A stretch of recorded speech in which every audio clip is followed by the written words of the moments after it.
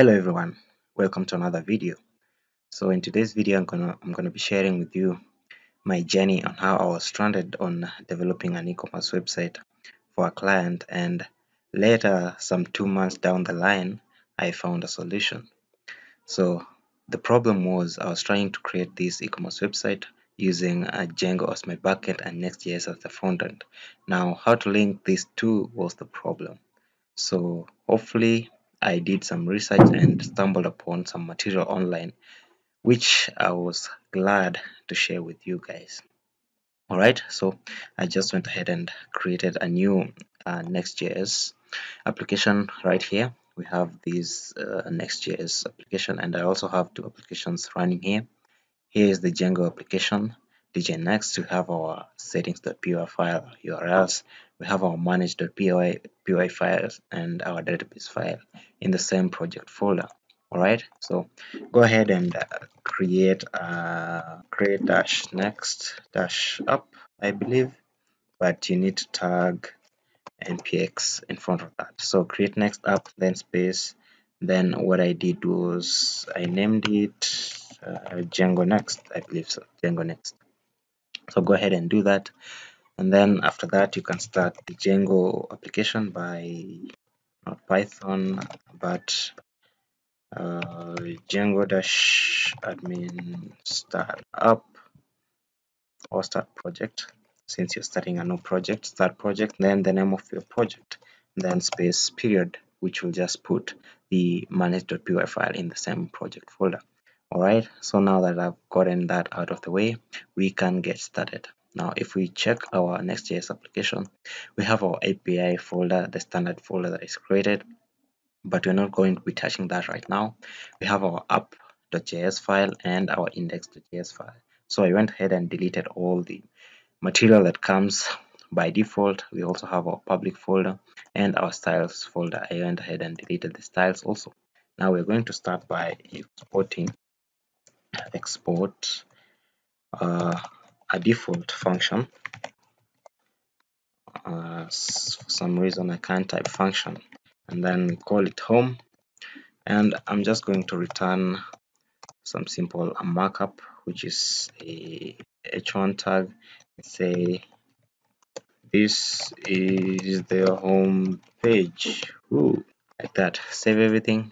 Now everything looks beautiful. Inside our app.js, we can leave everything as it is. Inside the APIs, as I said, we're not going to touch anything in the APIs.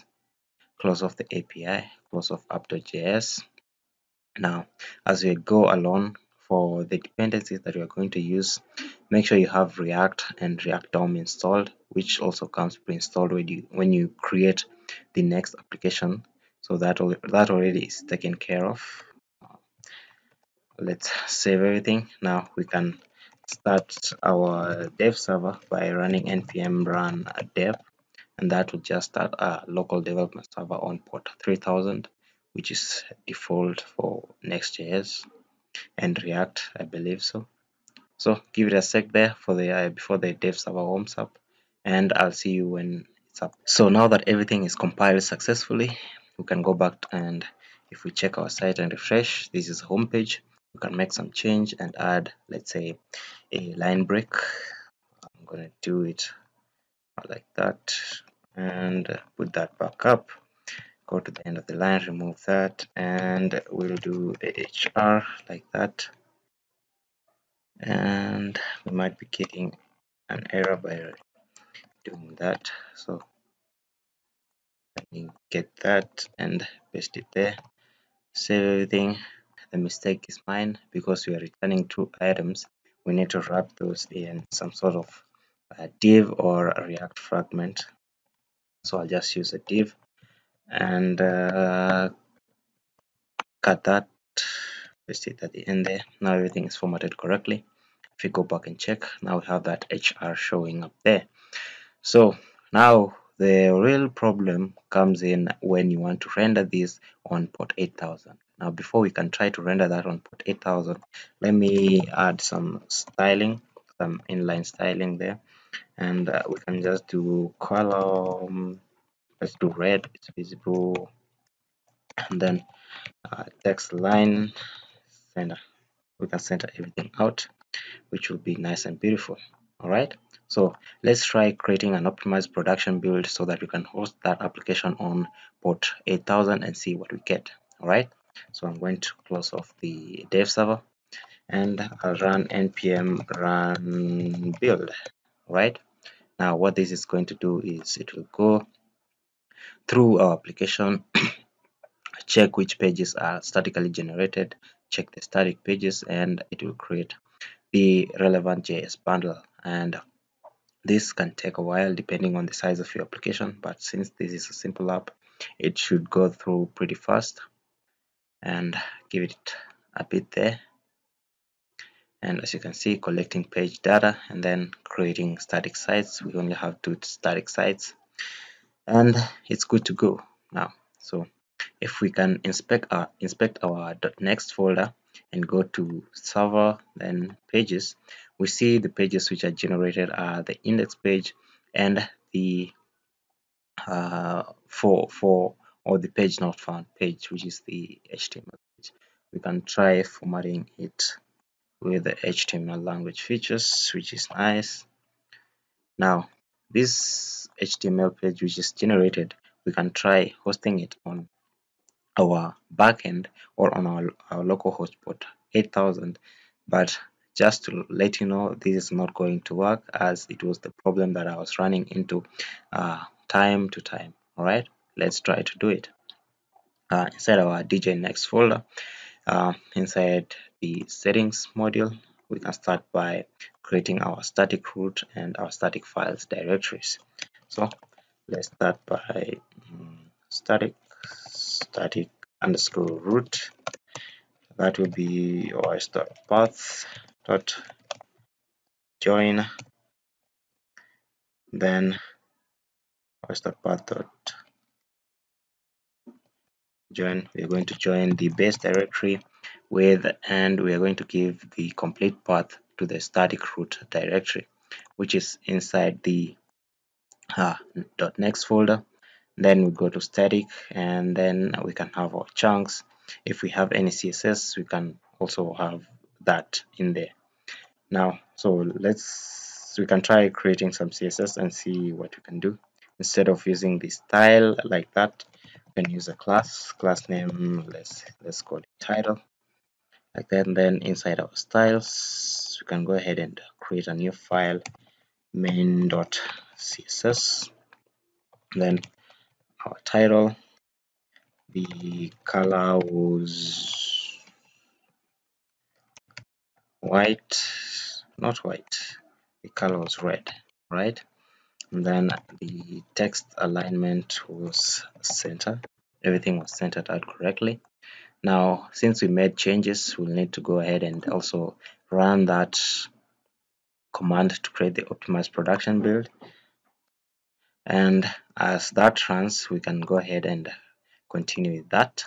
So that was inside the .next folder. Next, then we can go to slash.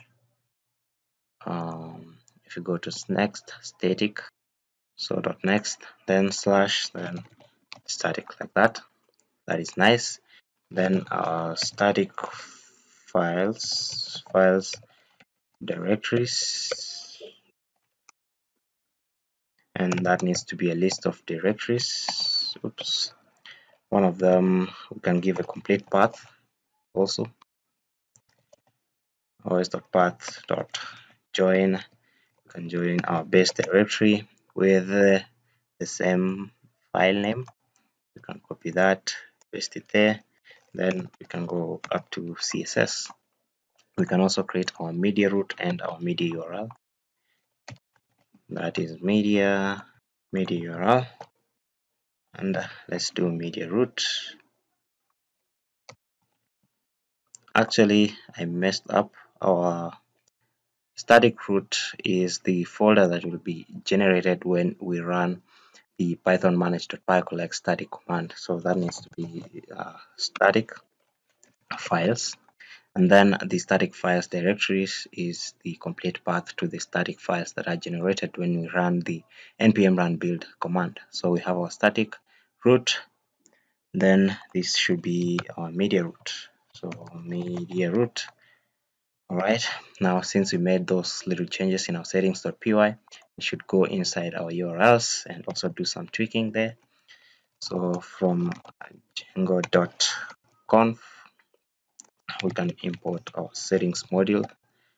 Then also from a similar path from Django.conf.urls.static, we can import the static command. Then if we are in debug mode, so if settings.debug, if settings.debug, we need to append to our URL patterns. So URL patterns plus equals to, then we'll run the static, and what this takes is the URL to our media files and the document root. So the settings dot me, that needs to be capital, media URL, then the document underscore root is settings dot media underscore root. So we'll need to do the same for the static URL and the static root. Static like that. Save everything. Make sure I don't have any typos, which is nice and beautiful. We can close off everything. So now that we have uh, our index.js file, which is auto-generated, and let me save that. Oops, and we might be running into an error because our CSS file is not being reflected. You can format with HTML language features. Our CSS file is not being reflected because there's nowhere where we imported it. So NextJS doesn't know about our CSS file. We can import it inside our app.js. That is where we should import all our CSS files. So we can import from styles, then main.css, nice and beautiful, and we'll need to run that command again. So run npm run build to go ahead and create an optimized production build, and we should have a new index.html file. So as it generates the pages, if you go into our .next folder, our static folder, we see we get this new CSS folder which was generated because initially we had no reference to index.html file, which we can try serving on our localhost port 8000. Now, as I said, let's go ahead and try that out. Inside our URLs, we can start by importing a view from Django's generic views. So from Django.views.generic, let's import the template view. Right, then we can put another path, and that will be the root. Then we can say dot and as underscore view. Then the parameter that takes in is the template underscore name, and that was index.html. Save. We seem to be missing just one closing parenthesis there. That is nice. So our path to our template is set inside our settings. Inside the templates, we can, under the directories key, we can set a complete path to the directories of our template.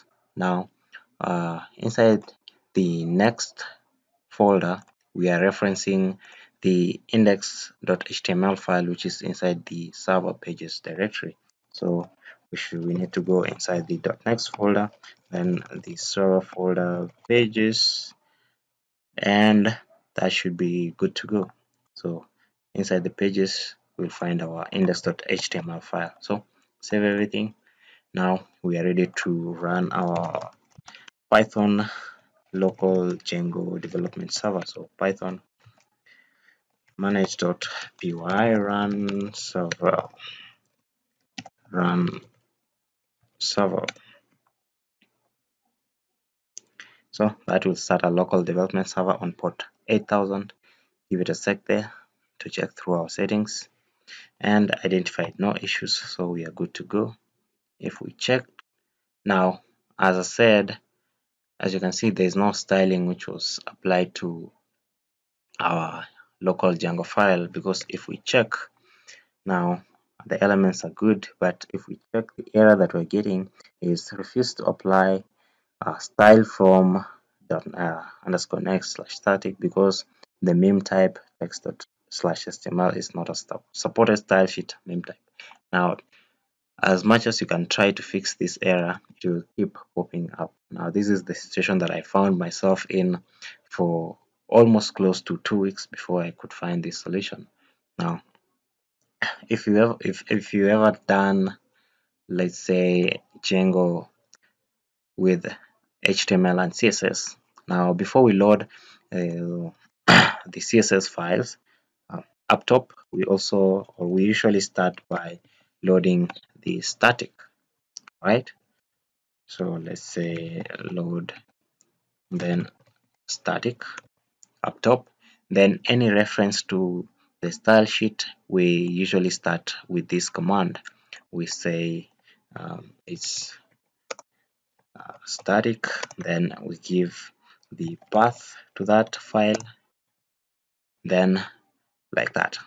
But when we create this optimized production build, Django finds itself in a bit of predicament. It can't have this uh, file which is referenced by this path here.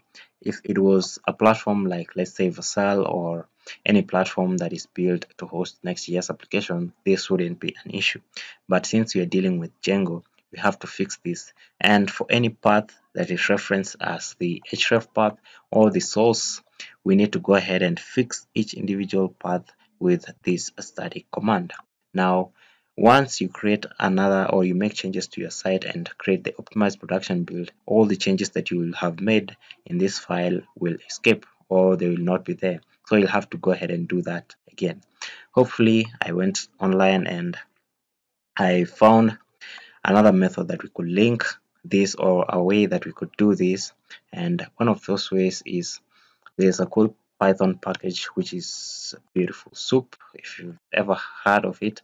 Now, Beautiful Soup, it's a Python package that is used to deal with HTML or XML files. For example, if we import Beautiful Soup from BS4, and then we pass in this p tag with some bad tags. Let's say we have an I tag inside a p tag with no closing of the paragraph tag, and then we call soup.prettify. It will do a close on all those tags, and it will like sort of format this tag so that we can get the information out of what we want. Also, what Beautiful Soup allows us to do is to pull out some specific files from our HTML or XML files.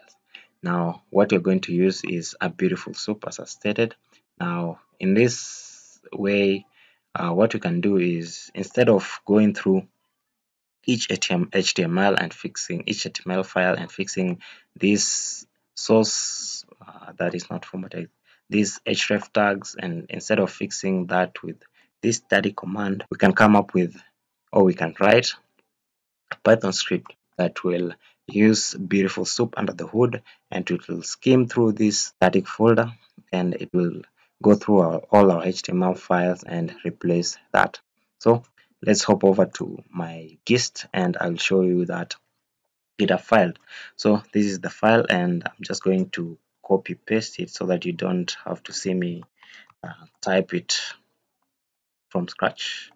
I'll create a new file, call it app.py. You can call it anything you want, and I have to make sure that that is not inside styles. Paste it there. Now, as I said, we'll be using Beautiful Soup, so make sure you have Beautiful Soup installed. Just go ahead and type in pip install Beautiful Soup and you'll be good to go. Alright, as you can see, the styling is applied because of the static command that we used, but we don't have to do that manually. Alright, let's go through this script. Up top, we are importing argument parser. we are importing glob. And what glob exactly is, it's a module that finds all the path names matching to a specified pattern according to the rules used by Unix shells. So for example, we can do a command inside our shell and tag in dash dash. Then that argument that we place at the end there is what we'll need from, or that what will be supported by our argument parser. Alright, so and also from beautiful soup or BS4, we are importing beautiful soup. We have basically three functions here, and we'll go through each of them real fast. Uh, Pass arguments, we are creating an instance of argument parser, and inside the command shell we'll tag on -d or -d directory, and then after that the inspect parser, we are checking for any source or href attributes inside our HTML files and replacing all those with the static command, then a space and quote and the path name, and then close that with a %sign. And after that we render to the HTML static file, we pass in our arguments, and then we instantiate our beautiful soup. We open every HTML file, we are inspecting the link component, and we are also inspecting the script component or the script part inside our HTML files. And after that we can write to file and we can prettify that HTML file using UTF-8 encoding, and then we close. After that, we just call the render HTML static, which is the main function of our script. So after going through that, we can close off our settings and also go back to our next folder. I'll start by deleting it since we've created some changes. Let's check title. This is the home page, nice and beautiful. Inside our styles, we set the title and whatnot. What I'm going to do is I'll close the Django dev server and then also create an optimized production build. And then after that, once this build command runs, I'll show you the output files that are generated by that command. Give it a sec. There are 3 files, or let's say 2 files for now, and a folder, a general folder. What I mean is, if we go to .next, we have and then server, then pages. Basically, all this JSON file or JS file, those are JS bundles, and those are not the files that are outputted by running npm run build.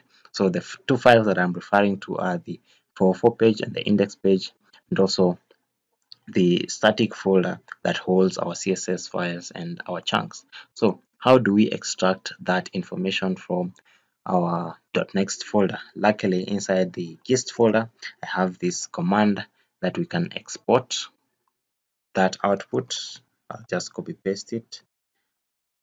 npx next export -o our output. We'll export that, and that will create a new folder output with that data. And as it has said, inside the output we have the --next folder, which has the static, and then we have our CSS files, and then our 2 HTML files and the files inside the public folder. So after that, we need to move that output inside the static folder. All right, and you can move it inside the any folder that you can specify right here. So I just use static to do that, and it will create that under the static folder. So now that we have our .next files inside one folder and our HTML files inside one folder, we can go inside our URLs, and not inside our URLs, inside our settings, and change the template directories back to /static, static like that. So anything inside static, we have our index file, which will be found by default. We can close our settings, can close our URLs. Now after that, since we have our static files and we have exported our output, what we need to do is we need to run our script so that it can check the HTML files inside the static folder and append all those static commands on top of that. So what you need to do is, let's say we need to type Python app.py, and then we can do dash dash d or dash dash directory. I'll just do dash dash directory, and then we'll run that script against the static directory. Give it a sec and it ran completely. Let me show you, or let me prove to you that it ran.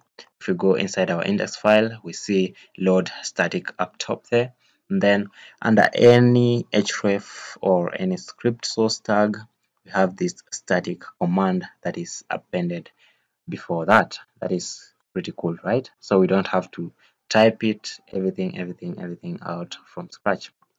Now if we try to run our Django server, I believe everything should work out correctly. So Python, let me do Python manage.py run server. That should start our local development server on port 8000.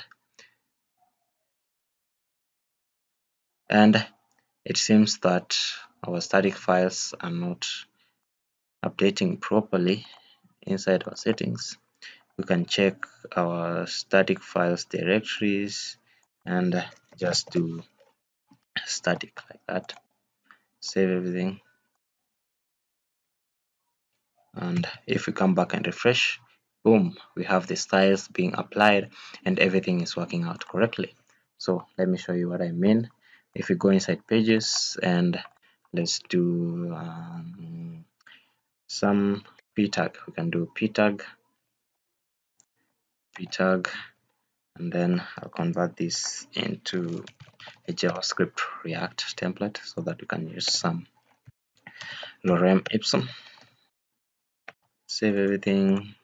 I'll set the class name to text, and inside our styles main.css, under the class of text, we can do a color of nice blue so that you can see the changes. And then after that, we're going to run the build command so that it creates an optimized production build, and we can see how we can do that. So npm run build, that should run also pretty fast because our application is real small. If you were doing an e-commerce site, that would take some time, trust me. So that ran pretty fast. And then after that, let's do Python manage.py run server.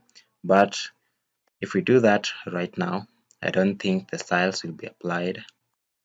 And that is because inside the static file or the static folder, we are serving the initial HTML file. Oops, my bad. So we need to go ahead and start by exporting the output.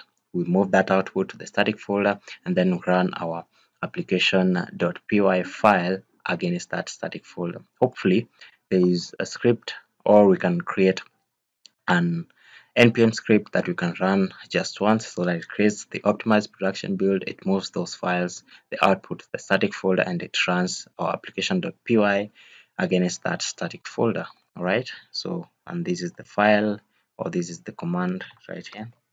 Let me copy it. For that, let me create a new deploy script and I'll paste that there. After that, we are exporting the output, moving it to the static folder, and then we do Python app.py dash d or dash directory and then static, right? So I'm going to save our package.json file, and after that I'll close off the server. Then I'll do npm run deploy. Simple as that. So that went through. We have the static folder.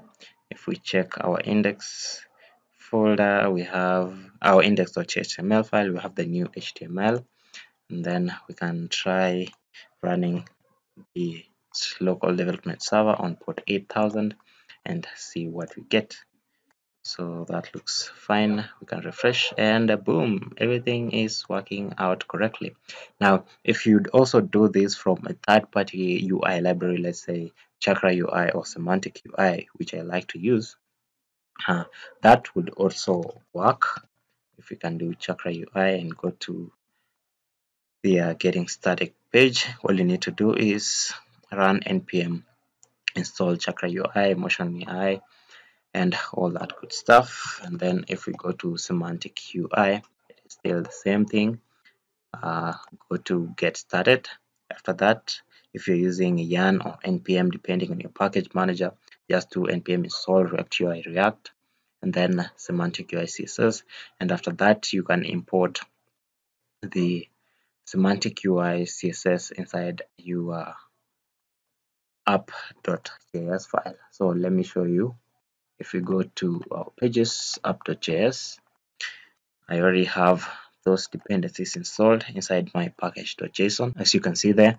Now, to get Chakra UI working correctly, we need to import the Chakra provider. So import that from Chakra UI React. If you need some icons, you can also go ahead and install Chakra UI icons.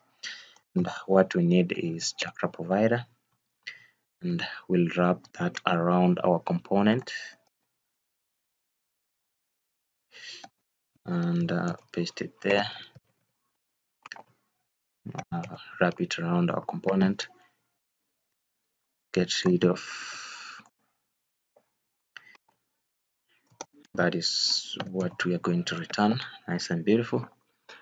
Can close off our package.json. So let's try something from Semantic UI, some card component from Semantic UI. Let's say a card component like that. Let's do one from Chakra UI. That seems, the ones from Chakra UI, they look a little bit decent. Don't crucify me for that comment, I know. So let's try to import this box component. I'll copy that, and inside our index file, instead of returning all that, or we can as well return that, and let's return this Airbnb example. I'm going to start by importing the box component. I'll import the image component also from Chakra UI, the badge component also, and seems everything is imported except for the star icon, which comes from Chakra UI icons. Alright, so I'll save everything. So this Airbnb example, we're going to paste it. I'll do close that. So that looks fine. And we can also go with the card component also from Semantic UI. The card, which one? So the first one. And so this is the card, and we'll need a button, card, and image.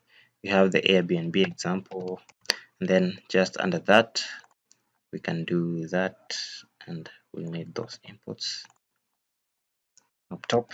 Import that. We have image, so let's do image as main image. We have two conflicting imports there, main image, and that should take care of that.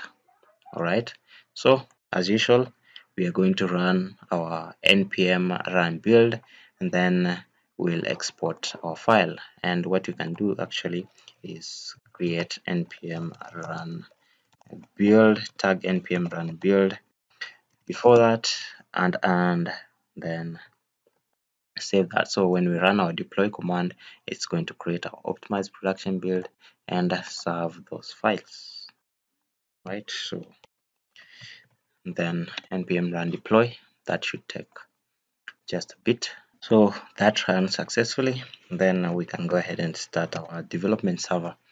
Hopefully everything worked out correctly, and we should be seeing our application on a localhost port 8000 if we refresh, and nice and beautiful. So I think the error that I had for 2 weeks is solved now. If you ever run in this kind of error, you have a solution.